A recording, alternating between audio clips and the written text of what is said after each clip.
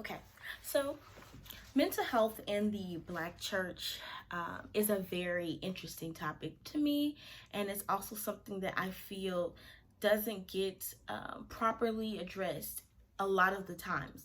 Now, before I dive right into the video, I just want to preface that the things that I say do not um, are not necessarily a direct correlation to my own church, nor to the churches of any of the examples that I use.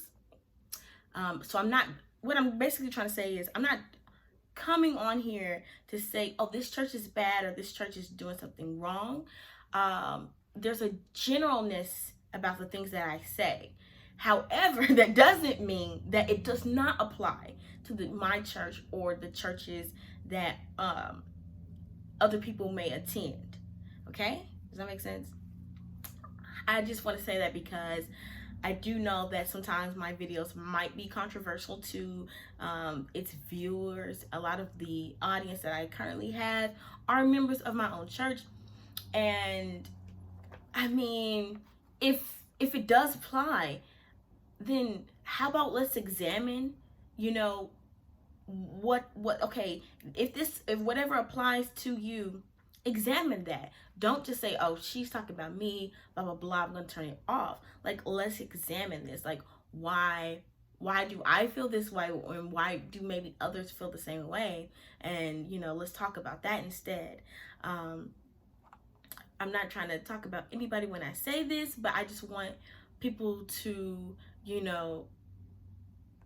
instead of being defensive or combative, let's have that dialogue. And maybe I might have came across that way, but I do have very real feelings and very real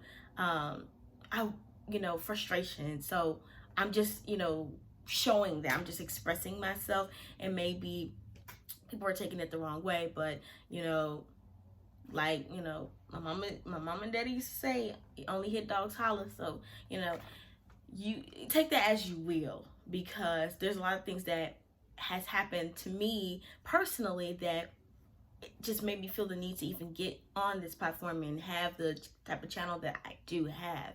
And I wouldn't be making these videos if I didn't feel strongly about them, and if I didn't feel like God wanted me to have this and create this atmosphere and this open forum for discussion, for change. That's always what my channel's always been about. It's about Christ, community, and change. That's you can check my profile, like on YouTube, my channel, like Christ, community, and change. That's literally what I'm about. So I don't want my message to be clouded by people feeling some type of way, when it's really like, no, let's all examine ourselves and see how can we change the things that we've done. Like, let's turn these negative things into a positive. Anyway, back to what I'm talking about today. So I wanted to talk about mental health in the church because, like I said, these things it's a lot of the topics are always going to be, most of the topics are personal to me, because that's just, what I feel like is my best lane, is when I talk about things that are pertinent to not only our society, not only to my direct community, but to myself. That's when I preach. I preach to myself, and then the message just happens to apply to other people, and that's what I'm doing here. Anyway, I just noticed, throughout, especially in quarantine has really highlighted some things for me. But I've always had this, this idea of mental health. I think I shared this on other videos, but there was a time where I had to take a break from church, and during that, it was like a year, I really learned a lot about myself, and I really had to build up my own personal relationship with Christ, but also build up my own mental health. Like, I had to build up like my self-esteem. I had to build up my sense of self-worth, and my sense of pride, and my sense of like, I'm okay. And it was very difficult to not have my sense of worth and my self-stability be de- dependent. I had to become independent. And I think that's why some people feel like, oh, you shouldn't have left the church and you quit and all this kind of stuff. But there was something that I needed that I could not find there. I was already hurt there, so it was not a safe space for me at the time. So I had to withdraw. And say what you want to say about that, but I do not regret that because I learned so much, and my relationship with God had to grow because I was isolated and because I was not getting that daily bread from, other sources. I really had to, like, me myself go to the Bible, me myself have a Tyrion moment, me myself have a praise break in the kitchen. Like, so, I really cherish that. But I also wish that certain avenues and certain communities had been stronger around me to where I could have leaned on them in times where I was at my weakest. That is a very difficult statement because I know some people weren't aware of what was going on with me, and there is a portion of that is my fault, of course, because I was not open with some people. But I feel like there is something where it's like we have to be more intentional in our relationships with people. And like I said, this is applying to me too, because I feel guilty all the time about not reaching out to certain people when I see that something's going wrong. And then it's like later on, then I hear like, oh man, like I should have said something when I had that unction. So please I don't want people to think that I'm just bashing. Like, this is a very sensitive topic, but I want you to understand that it applies to me too.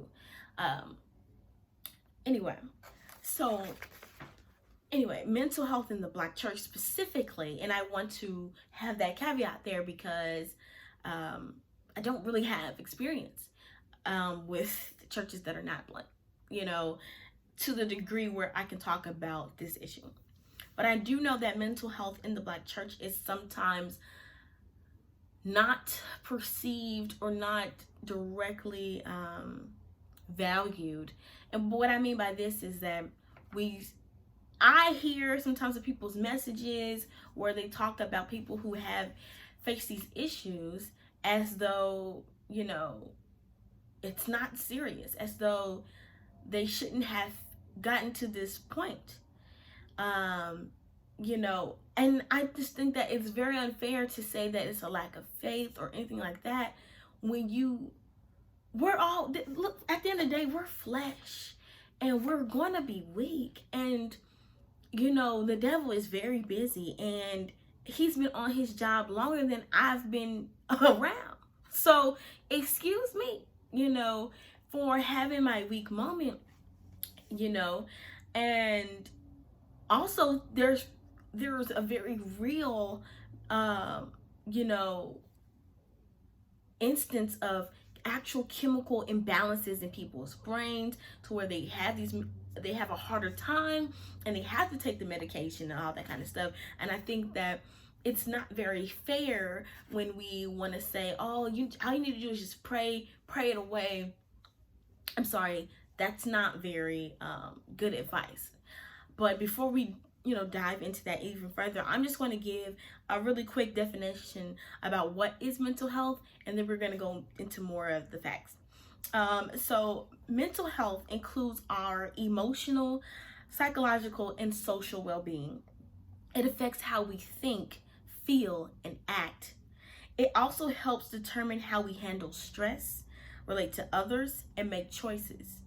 Mental health is important at every stage of life, from childhood and adolescence through adulthood. And over the course of your life, if you experience mental health problems, your thinking, your mood, your behavior can be affected. And so people need to understand that many factors can attribute to your mental health problems, including biological factors such as your gene and your brain chemistry, your life experiences such as trauma or abuse, and your family history of mental health problems. All of these very serious.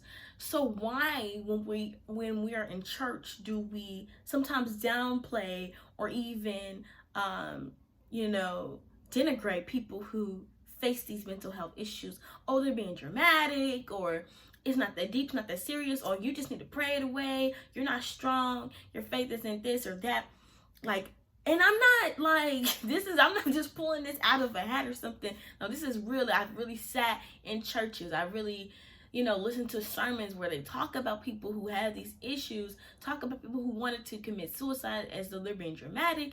And it's like, you're definitely not creating a safe space. And if the church is a hospital, ailments are not just physical, they're mental as well.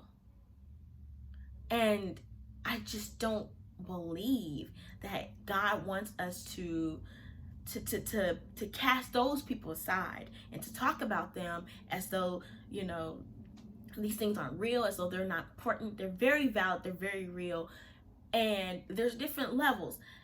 You will want somebody who needed to take their medication to take their medication.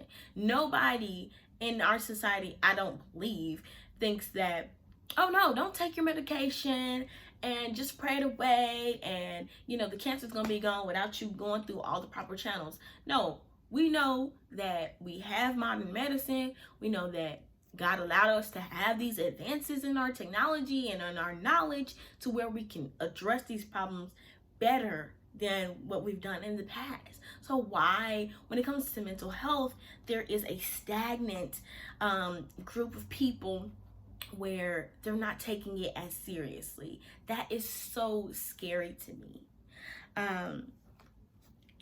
It's incredible because you have people like, you have your Tamar Braxtons, where we see that she ended up having to go to the hospital, and then we see later on there's so much going on, and I don't really know everything about her situation, but what I'm saying is there's something there. There's some mental, I feel like, having watched her for a few years, there's some mental health issues that are in the background of the other things. So then she has more life experiences and more trauma that then impacts her even more. So now everything that's already crumbling is crumbling even faster because she's still experiencing life.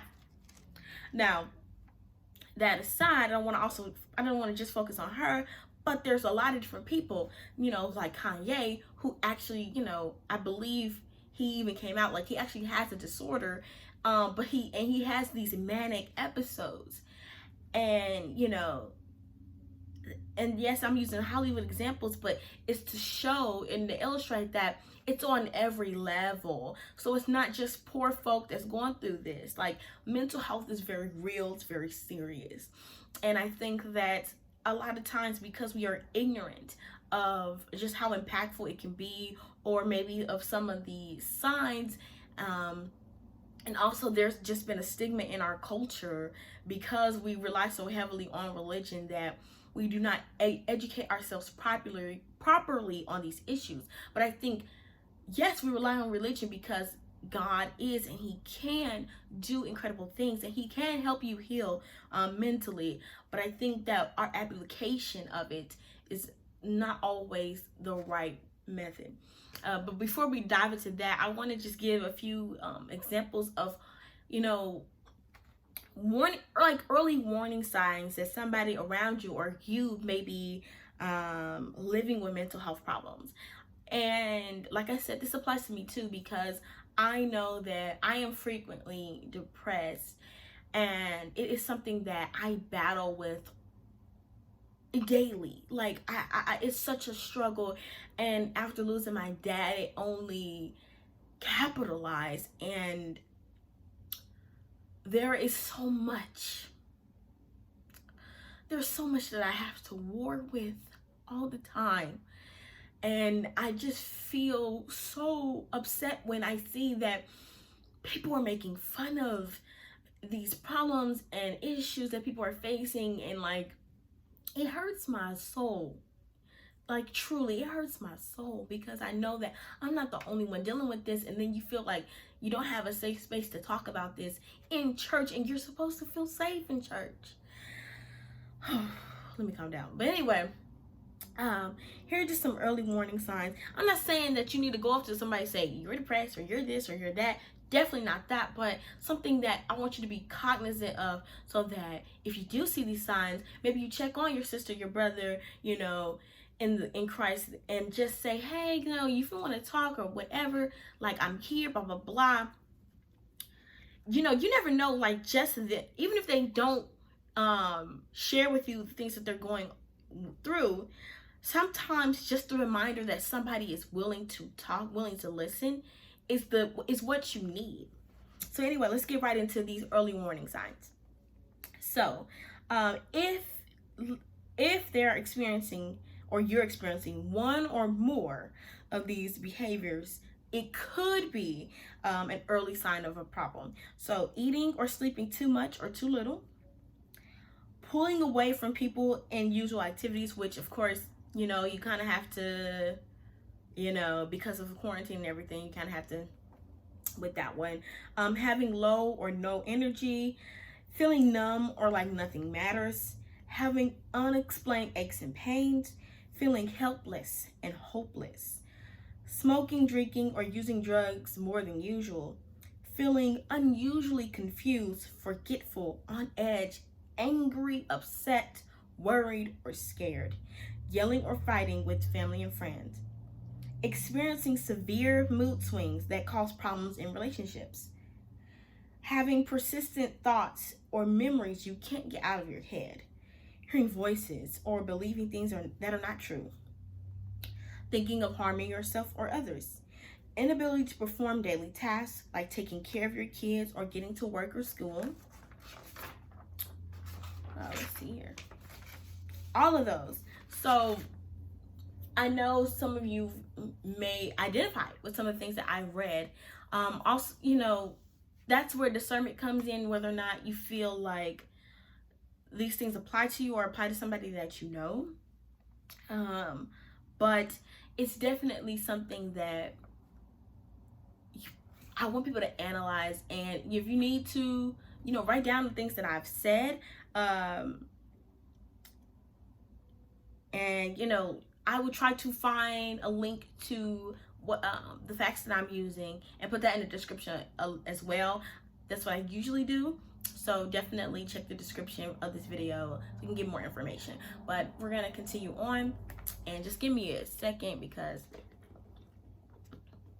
I'm parched. Okay, so mental health and the Black church.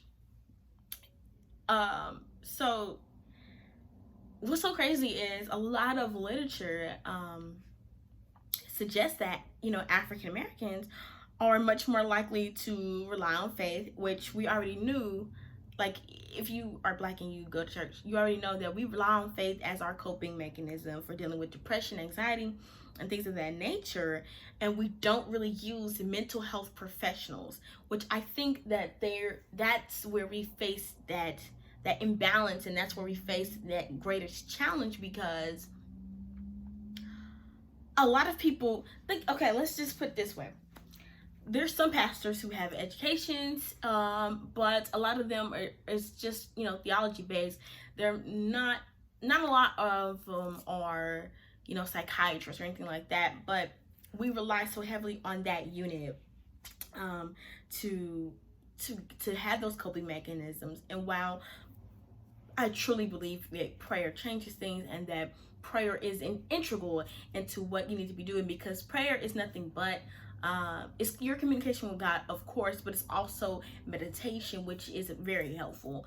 But I think that there's an unequal application of faith and not enough of the real science as well, because like I said, some of these issues are not just life experiences, but it's also your very biology. So we also need to not downplay these experiences and these emotions and things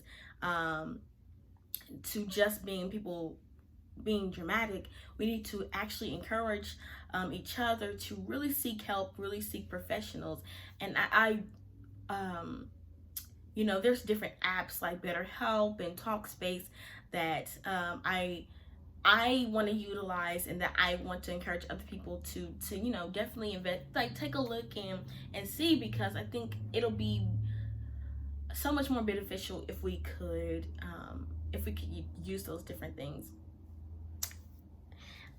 There's a lot of different statistics that go into how African Americans actually have like higher rates of mental illness and issues other than other minorities. And I'm not saying that we always need to take a pill, but I think there's different tools and tactics that we're not necessarily learning, because just a lot of people in the faith community are not equipped with the knowledge of that. So that's where I'm coming from. Okay, so now of course there's a lot of different historical and social economic impacts into why for the longest we couldn't even, most of us couldn't even afford to even seek out mental health professionals, and so we had to just get it from church. But also slavery the impact from slavery is still present today, and so that affects so much of the mental health of African Americans right now. So a lot of stuff is not necessarily out of our hands, but it's just such a generational curse and thing that has happened. So there's a lot to work through. So please don't misunderstand me when I like, this is not going to be easy. It's not an easy process. I'm not saying it is. Okay, but just statistically, we have higher rates of this problem, and we're 10% more likely to experience serious physiological distress. And in 2017, it was reported that suicide was the second leading cause of death amongst African American ages 15 to 24, which I'm 24. I'm right in that age group, and 15 to 24. That is such a precious and difficult, it's a tumultuous time in your life, because you're growing into an adulthood, and sudden life and societal expectations are being thrust upon you, as well as physiological, biological changes are happening in your body. And then if you add church onto that, you're reaching an age where you might be getting more responsibility, and there's more accountability, and there's just a lot going on. So if we don't address these things, we face a really difficult time in the future, once they move past these ages, and that's, if we say the children are our future and children make our church, then why aren't we investing into all of these aspects? Like, let's not just teach them how to play the organ or play the drums, or teach them how to be on the nurses guild or be a deacon. Like, we also need to address, like, mentally, where are you? Like, are you okay? Like, we need to address all these different things. Like, let's build up strong leaders. Okay, so what, and that kind of gets me to what can the Black church do? What responsibilities can we have to take action in relation to these mental health issues? So number one is we need to teach our church community that mental illness exists. It's very valid, and that these can be physical conditions, and it can be physical. So not just emotional, but it's a very physical, aches and pains, and also the biological brain chemistry. So it's all very real. Okay, and that your mental health awareness is valuable to your spiritual health awareness. Okay, and then we need to reframe how the church and how its leaders view and address mental health issues. You can be faithful, and you can also seek therapy, and you can even take medications if necessary. Sorry, my throat is just, it's so sore. because I've been trying to shoot a lot of videos so I can post more frequently. Like, since I'm getting back to it. Of course, like I said, taking a mental break. I had to take a break. But I definitely, different things have happened that make me like, okay, no, okay, the break has to stop. Let's get back into going. But anyway, like I said, we need to reframe how the church and its leaders view and address mental health issues. You know, we can have faith, we can also seek help, and we can also take medication. There should be no problems with any of those things. We need to change the narrative behind mental illness within the church and destigmatize the conversation. Okay. We also need to train. Like, I would love it. Oh, I would absolutely love it if we like had training of church leaders to recognize like mental health issues, you know, and you know, we can have them be trained as spiritual counselors. Like, you know, we might not be certified, you know, in the same way like somebody who went to school for it and, you know, did years of study, but there's definitely trainings that can take place. And I'm gonna look into that just for myself, just to see like what all goes into that, because I think that would be so beneficial, just so impactful. And that's the kind of thing like that I personally want training on, so I can be a better help to the community that I'm trying to grow, and you know, to you guys. Like, when I make my videos, like, I don't want it to just be just me talking. I want like knowledge to come behind it. That's why, you know, I am encouraged to read the Bible, but additional books, like I recently just got a book about what is it, geographical influences on the Bible and different texts, and you know, during that time, because I wanted to have more knowledge. And I just think that's so important, when you're a leader and you're putting yourself in front of people, like, know what you're talking about. Anyway, so yeah, having training for church leaders and staff to recognize mental health issues as spiritual counselors and advisors, recognizing the signs of anxiety, depression, and other mental illnesses, which can truly assist understanding the demographic they serve. So like youth leaders, or you know, people, the different ministries, the men's ministry, like that would be amazing. Like training specifically for men, like the typical issues that they face, and then the same for women, and then you know, the young people and stuff like, oh, that would just be so awesome. Okay, and then I think I had one more. Oh, pursuing potential mental health partners. Being able to create a cultural climate that focuses on the restoration of religion and mental health, which can heal like generations of, you know, Black families that we didn't address this in the past, and then it's just kind of carried forward to the younger and younger generation.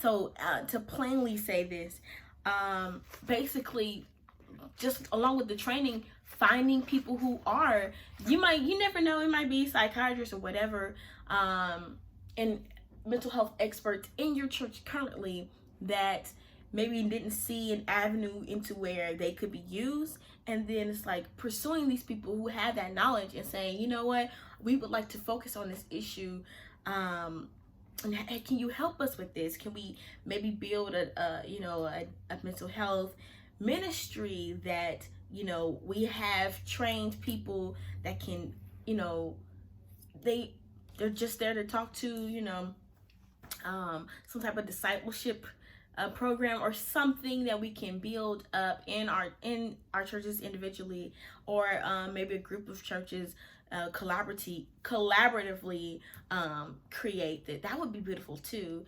Create something to like a hub for mental illness, and we work together and we address these issues, because there's so much healing that needs to be done.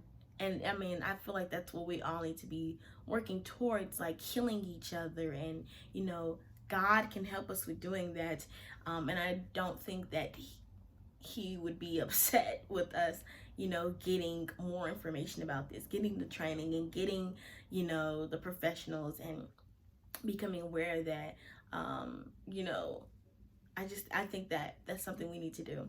But this video has gone on long enough. Definitely, there's so much to talk about in this topic. So I would be open to having another video discussing this. And then, of course, I am still looking forward to doing a part 2 to my other video about youth in the church. Sorry. So yeah, thank you so much for watching. Please stay tuned for future videos from me. I have been Alexa Vaughn, and I'll see you all next time. Bye.